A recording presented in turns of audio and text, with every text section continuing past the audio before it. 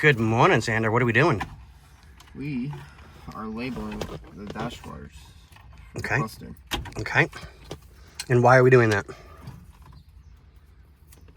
Good question.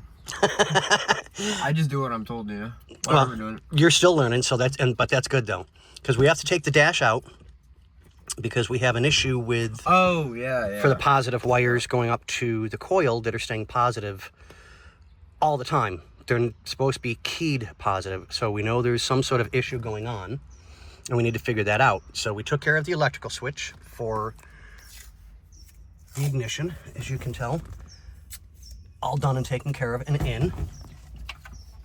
But I don't want to take any chances of disassembling the dashboard and go, oh, wait a minute, this wire goes where? This one's what? I don't want to have to worry about that. So to do this is a lot easier. Takes a couple more minutes, and we can double check because he's got a couple of burned out bulbs, which you can see. So we need him to be able to drive his car safely. Now we can start adding power where we need to and figure out what's going on with the harness and figure out where we're getting power that we're not supposed to. I mean, we already know somebody's been in the dash because we found two of the wires yesterday. Just a quick recap. These were taped up, and there was nothing hooked up to Amps. This one. the alternator gauge at all. So we need to figure out why that is. And I have the new wiring harness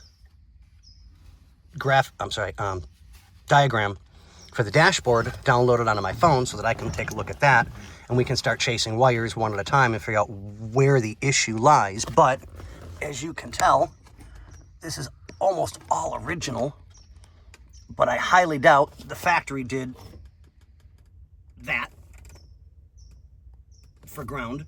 So we know somebody's been in here, of course, which aftermarket stereo, so not a big deal.